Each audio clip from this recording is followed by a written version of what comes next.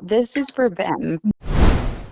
Today's episode is a powerful and deeply personal conversation that may be difficult to hear at times, but is one that matters. We are here with a guest who spent a few years in the Georgia state foster care system before getting adopted and later sent to residential treatment centers before her escape. This episode is about more than just what happened. It's about survival, resilience, and the reality of systems that doesn't always protect the children in its care. I want to note that this conversation may include sensitive topics, including abuse or violence. Please take care while listening. Thank you for being here and for being open to hearing stories that deserve attention. Let's get into it. So can you tell me a little bit of how you ended up in foster care to begin with? I was 3 years old. I was taken into foster care because I guess my biological mom had some drug abuse or drug dependency issues. And my siblings and I were actually taken into foster care, and that was in 1994, I believe. And we all were originally placed in a foster home together, but a few years down the line, we ended up getting split up. So that's the beginning of my foster care story. My sister actually was the first one that was removed out of the original foster home that I was in. I remember I was waiting for her to come home from school. Wasn't enrolled in school yet. But I was waiting for her to get off the bus and she never came. That was so traumatizing for me because she was my protector, you know. So her biological dad actually ended up taking her and he said, I don't want the other kids. I only want my daughter. And then he came and took her. And then it was super devastating for me. I mean, over the years, we've eventually reconnected, but um, it's been disturbing. We were together, I would say, maybe about a year to a year and a half. We were together in the original, like the first foster home that we were placed in. I think that there was a caseworker that was fighting to keep us together, but then we got issued a different caseworker, and that caseworker didn't fight to keep us together. So that's kind of how we ended up getting split apart. Well, I'm glad that you guys are reconnecting today. Sometimes that can be difficult, and I know that there's a lot of awkwardness, I think, in the beginning.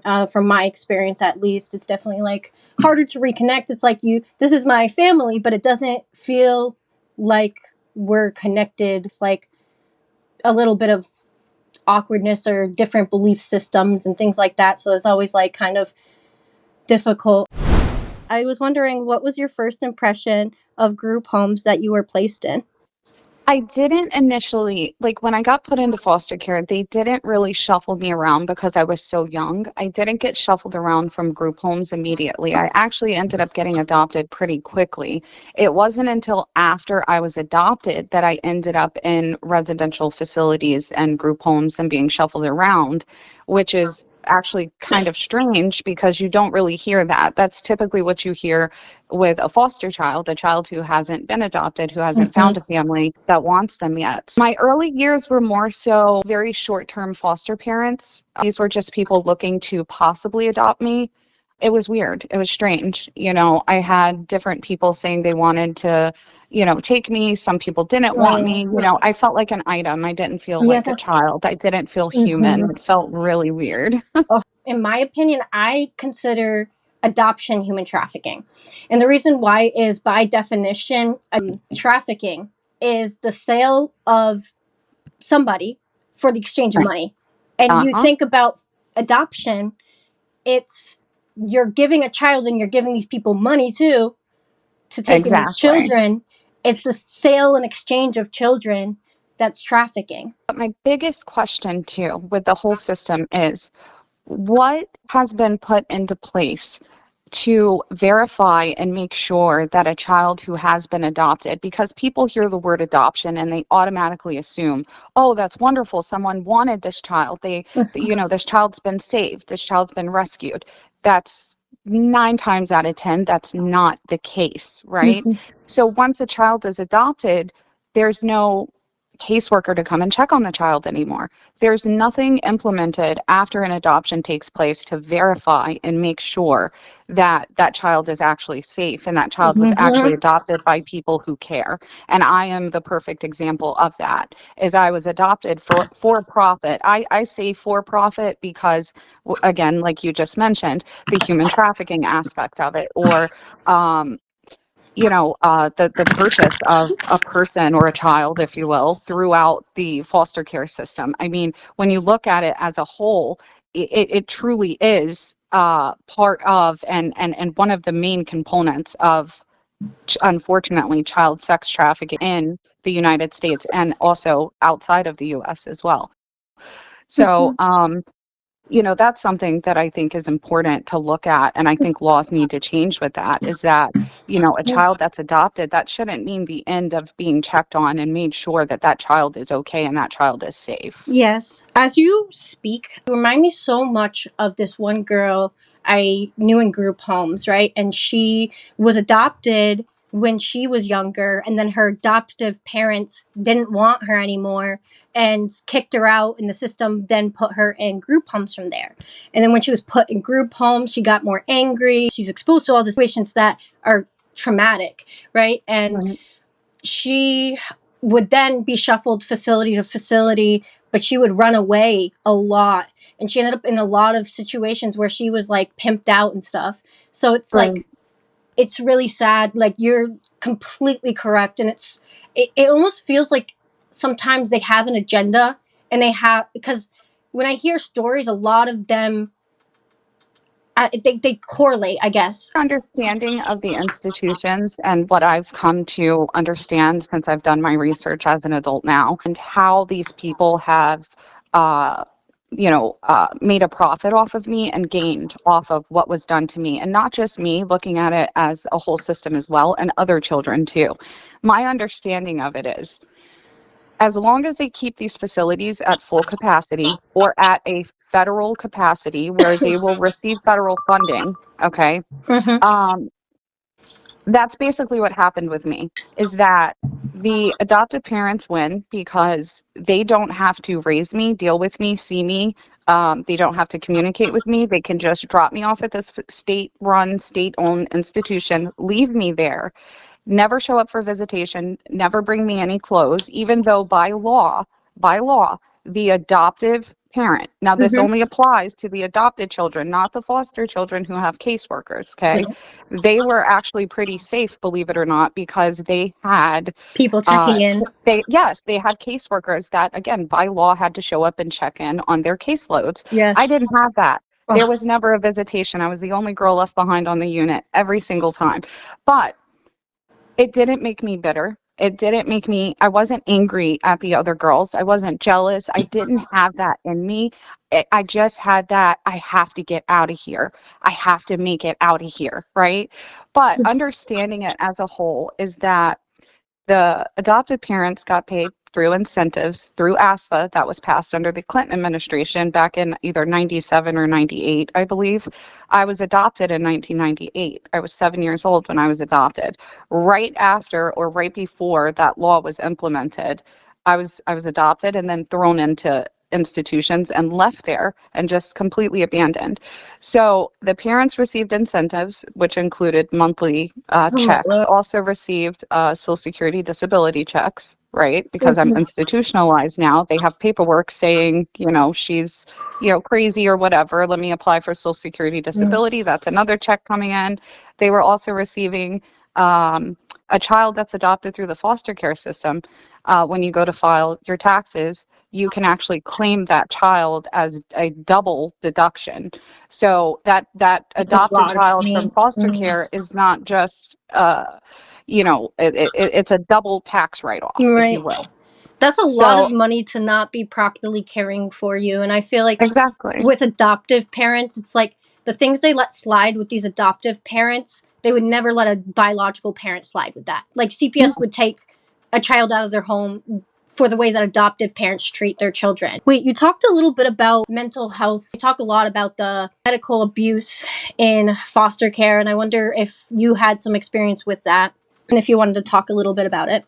Yeah, I did. So, what happens a lot of times with these foster children or adopted children who are put into these institutions? Essentially, these institutions use medication as a form of therapy. They consider these medications to be therapeutic for the children. Okay. Now, you're talking about I can name so many different medications off the top of my head that Mm, I personally was given, but I'm not going to go into all of them. But okay. these are medications that even currently today in today's society that they are not federally um like approved, like they're not safe to take, and the side effects that come from these medications are long lasting. Yep. Okay. But yes, there was a lot of medical abuse that happens inside of these facilities. Example, you're forced to take several different medications, and if you refuse to take the medications, the system is set up where they automatically assume that you're either suicidal or you are just being defiant, Yep. and then they will attack you. Okay, the staff that work with the children will attack the child, put them in what's called a therapeutic restraint, and they will give you an injection called Haldol or Thorazine. Now, Haldol, Thorazine, either or, it actually acts as a paralysis. Okay, so within minutes, the child goes into a paralysis, if you will. So they are paralyzed. Yep. You can't speak, you can't Yep. talk, you In the can't group fight. homes, they used to call it booty juice. Yeah, or booty juice. Yeah, that's another one, AKA booty juice. I've actually, it's so funny. Oh my God, this is so insane. But yes, that is what they would call it. And a lot of the sexual assaults, especially that I experienced there, happened during that period of Mm. isolation because the Haldol and the Thorazine, even though it takes effect within minutes, it lasts up to 72 hours. Mm. Within that 72 hours, they put you in a room, okay, and they wait for the medication to wear off.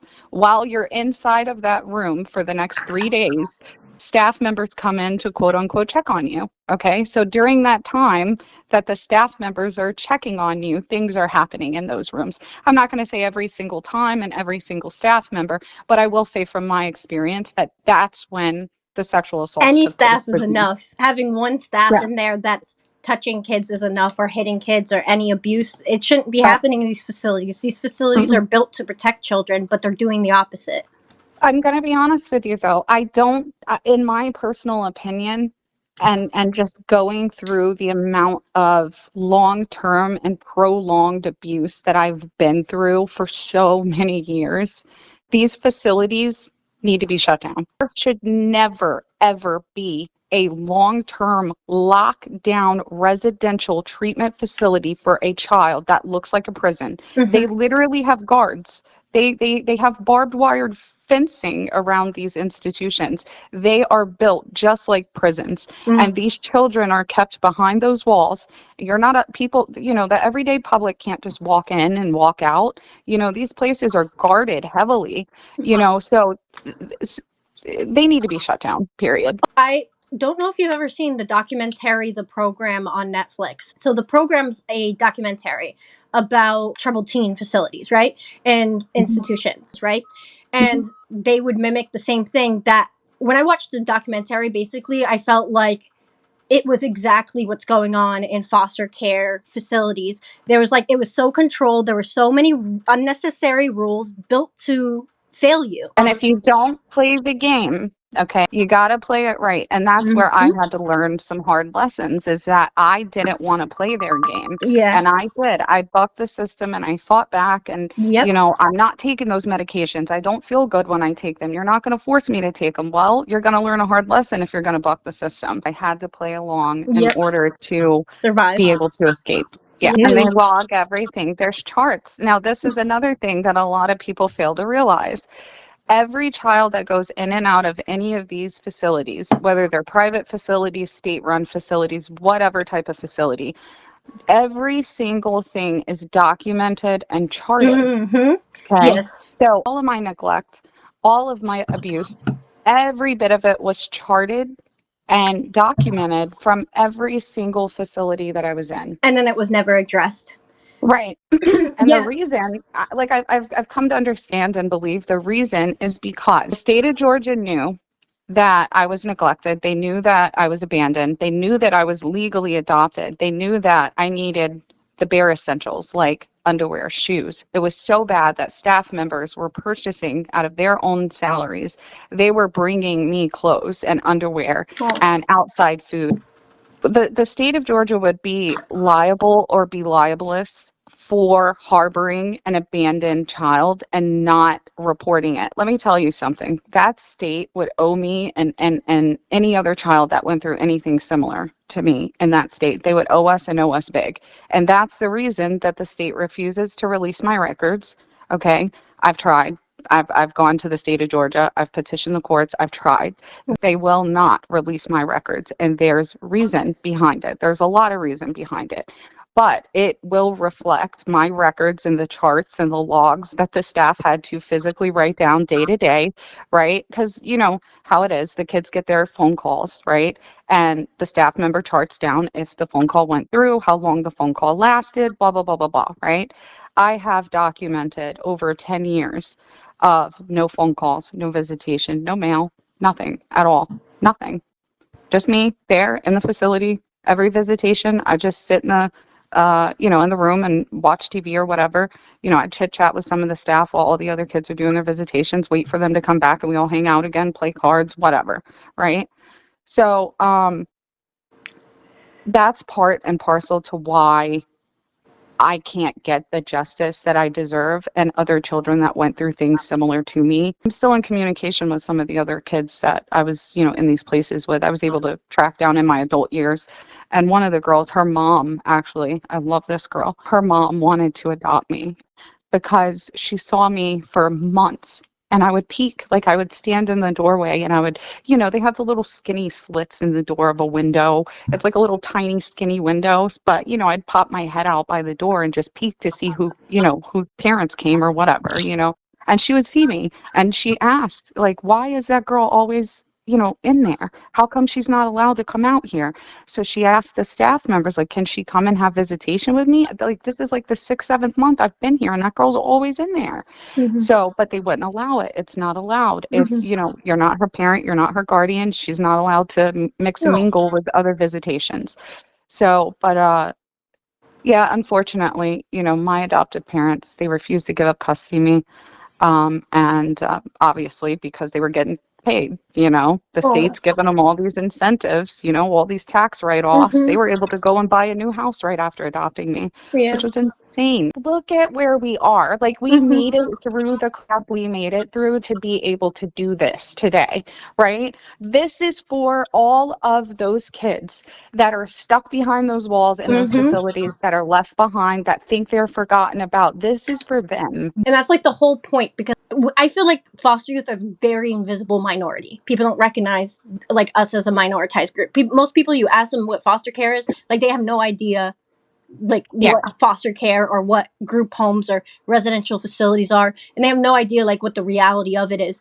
And I felt like that's why we felt so invisible and unseen, because like our entire world around us is so toxic, and there is nobody recognizing and stopping this. There's nobody coming to Yeah. save us. Know that it's okay. Like, it's Mhm. okay to say it. It's okay. Don't be afraid to say it. Like, you know what I mean? Like, don't be afraid to run. If Yep. you have to do that, get the out of there. It's literally, and it's like someone left a comment the other day and they're like, if you think that the foster care system's doing their job, you're thinking wrong, because there's a reason Mhm. why all these girls are running out of this facility. How did you cope with the fear or trauma that you experienced in those homes? Oh, that's a good one. You know what?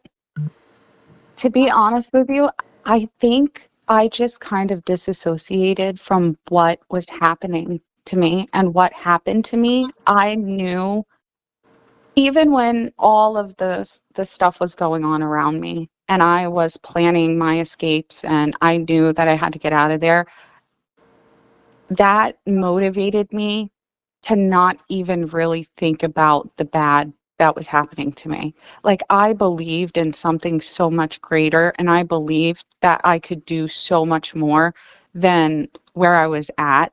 And I knew that what happened to me isn't what made me who I was.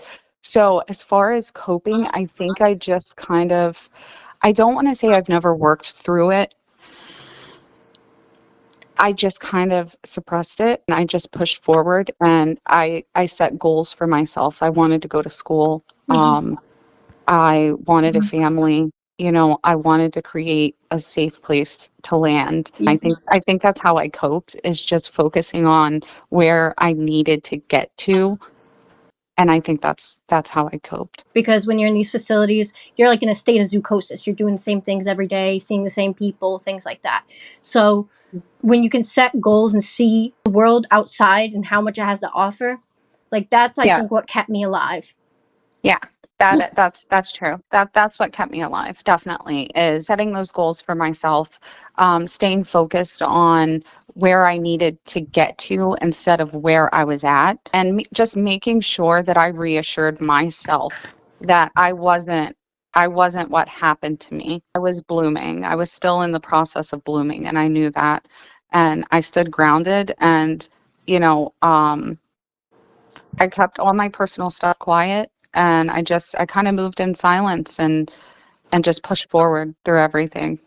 Are there any staff or stories that you can recall from your experiences in these facilities that made your life easier or made you feel safe and supported? Yeah, there was actually quite a few of them that were great. I don't necessarily want to mention names, but yeah, there's a few of them. There was a couple of women, there was a couple of men that worked in the facilities that they saw what was happening.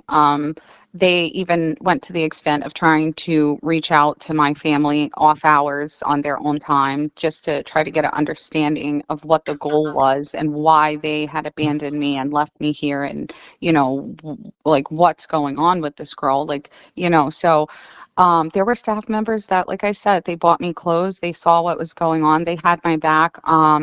There was even a staff member that she lost her job for me. I had gotten really sick. I needed to have emergency gallbladder surgery. I was sick for about 4 months. I was throwing up every day. I was in this facility, and I would tell the nurse, like, hey, I'm really sick. The third shift staff member would tell the nurses, like, hey, she's very sick. Like, she's clammy, she's sweaty, she's throwing up every night. So, it got to the point where she was so worried about me that she said, I'm done. I'm not working another night and seeing you as sick as you are. I'm taking you to the hospital myself. So she drove me to the hospital, and sure enough, I had to have emergency surgery that night. And then I never saw her again after that. But she kind of told me, like, listen, they're probably going to fire. That's a really, really powerful story. There was another woman. She actually helped me escape. Well, she tried to help me escape. Her and I had made a plan where she was going to leave the door cracked open for me and pretend like she forgot to shut it all the way. And I was going to, dart out across the day room and just take off outside. But unfortunately, one of the other staff members noticed the door and got up before I could, even bolt out. So that plan didn't work. But just the fact that she, was willing to do that for me, and she knew that, I needed to get out of there. Um, that was beautiful. So, what did your day to day programming look like in these facilities? Sure, if I can remember it. So the way they looked, it's pretty typical to what you would see in the movies. A long hallway, creepy lights in the ceiling. That's how most of them look. They were pretty run down because I was in a lot of state facilities. I was in some of the worst of the worst. When you first go into the facility, you have to go through an intake process, and that's where your guardian or your caretaker or your caseworker would fill out the list, contact list, and they also do like intake of your clothes. So you're only allowed to have 7 pairs of whatever it is. So 7 pairs of shirts, pants, socks, etc. Do an intake of all those things, and then get placed into one of the units. Typically, when you first come in, you're like fresh meat. They walk you down the hallway, they open the door. These are, I mean, big, heavy doors. As a child, it's scary. It's everything is like 3 times bigger. Everything is just that much scarier, that much louder. Everything is that much brighter, and just, as a child, it's terrifying to walk Right. into a place like this and be alone. But once you get onto the unit, typically you're fresh meat. All the girls or people are looking at you. Some of the staff say hello. They take you to your room, or, typically the rooms, you have more than one kid in the room. It's usually bunk beds. They're like light brown wooden bunk beds with a plastic mattress on them. I'd say the mattress is maybe 2 inches thick. And it's, the mattresses you can kind of roll up into a ball. You get a plastic pillow.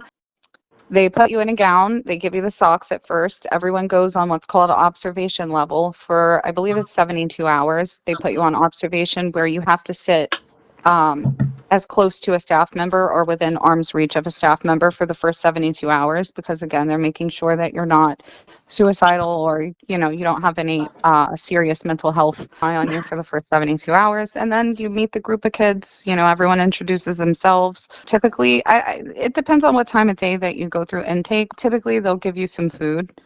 And again, it depends on the time of day. If it's in between meals, your food would probably look like a ham sandwich with a piece of cheese and a little mayo packet, or a peanut butter and jelly sandwich with a little milk, something like that. Nothing fancy, nothing special. It was all state food, and it was never good. All the facilities ate the same thing as the prisons.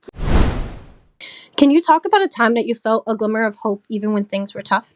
I remember I was sitting inside of my room, my assigned room in one of the facilities, and I had just gotten out of class, and all the other kids were sitting in the day room, and I just really wanted to be alone.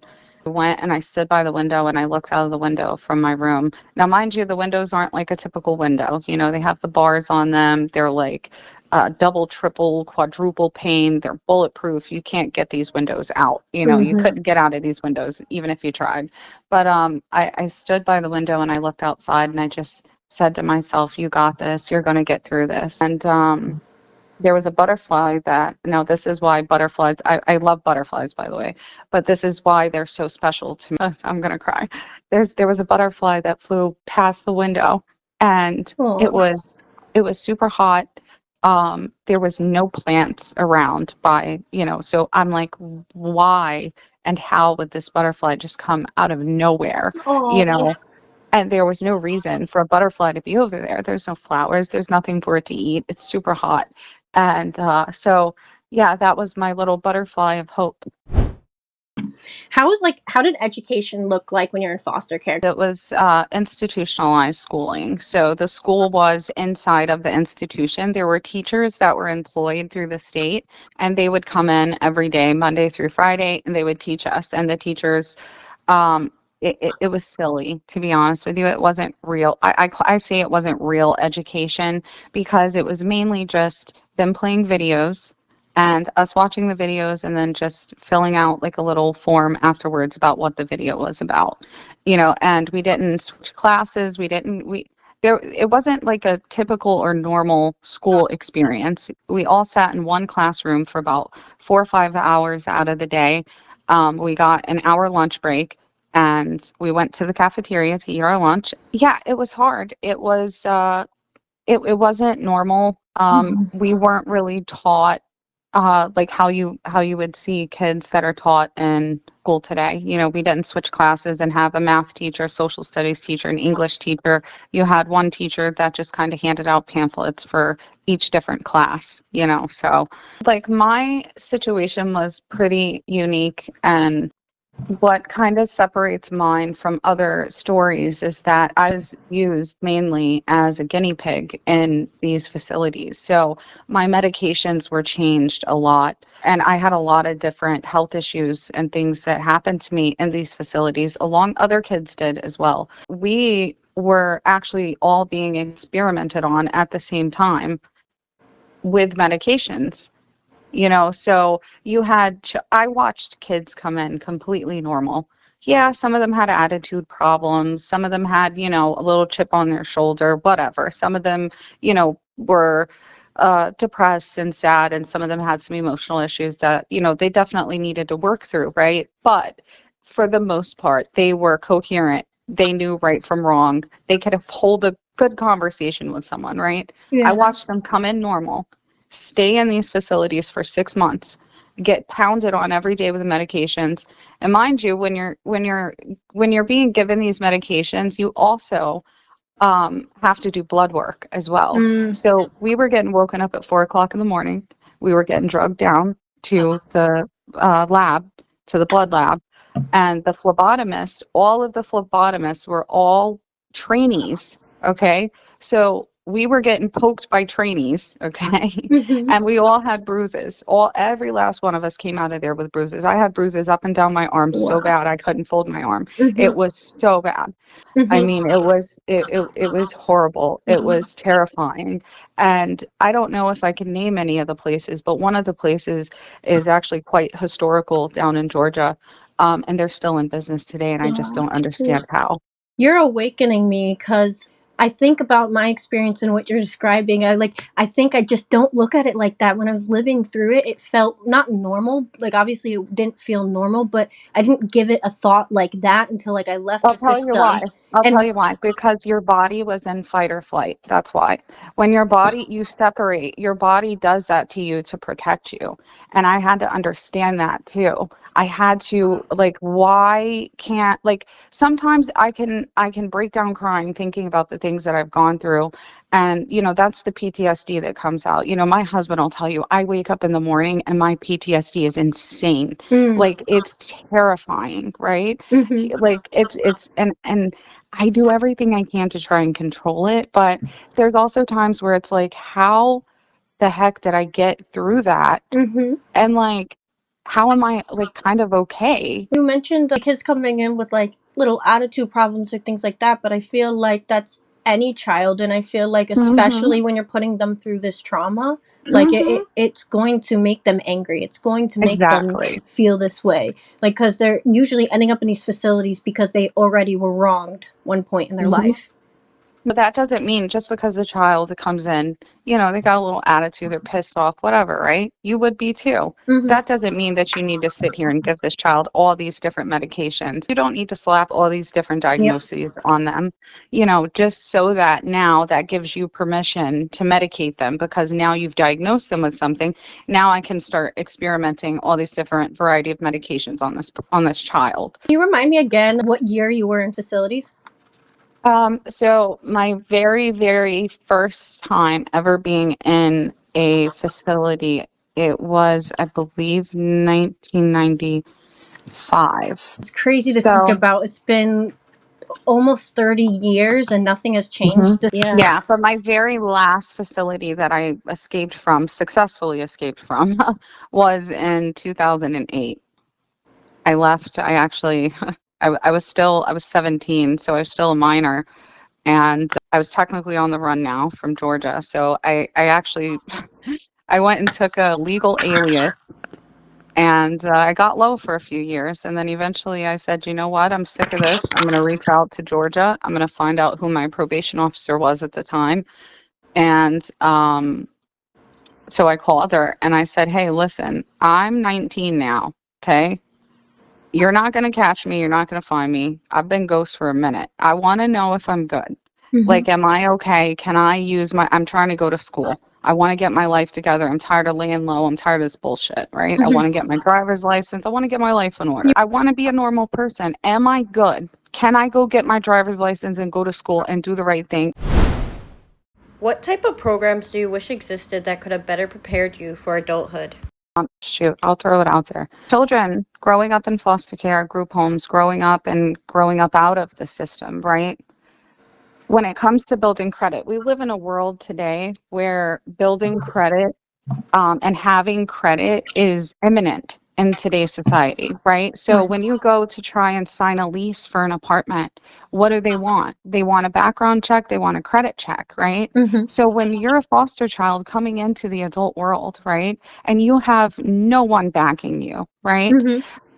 How do you build credit? Right. Most now, when you look at a typical family, right? Because now that I live in the suburbs, I have a family. My kids are graduating from college. I have twins. We private paid for them. All right. They cost me a lot of money, but it's worth it. And I don't care. It's not about the money. I will take every freaking hit for these kids. But watching and seeing and being able to be a part of a normal like setting, right? It's totally different because if I had have had what let's say my kids have, right?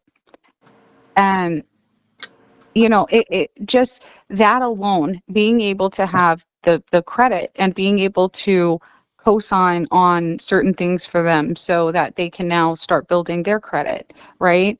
Where, as opposed to a person like myself that came out of the foster system, I had no way to build my credit. I couldn't take out a loan. I couldn't get a car note. I couldn't do anything. I couldn't sign a lease. I had zero credit. So how do you help foster children and children coming through the system that are stepping into adulthood? How do you help ensure that in a world, in today's society, that relies mostly on credit and what your credit score is for a lease, for somewhere to sleep and somewhere safe to have a roof over your head, to be able to have a vehicle in the event that you live in a rural area where a vehicle is necessary? How can we change things, or how can something be implemented as to where these children can now start building credit and being able to truly step into society whole? So that's a really great idea. Those are the programs that we need for these kids. These kids, you got to think about it like knowledge is power. A lot of these kids don't have parents that are giving them the knowledge, and having like more like programs in place to bridge the gap is like so important and essential. It is. So I love your idea. What advice would you give to a young person in these facilities right now? I would tell them that their voice is important, that I hear them, I see them, and that they're loved. Continue to believe in yourself and push yourself as hard as you can. Don't let the things that are happening around you dictate who you are. Always strive to be a better person and a better you, despite the things that are going on and the things that have happened to you. Wow. Well, thank you again for hopping on the podcast today. It was such a pleasure. You are light, and I hope you'll consider getting more into this advocacy work, as your voice holds so much power, and especially your story. Thank you for all who stuck around to the end of this podcast. Keep sharing your stories in the comments. Your voice matters. I take note of these things as I advocate and discuss moving policies in foster care. And again, thank you for sharing your story today with my audience. Thank you so much.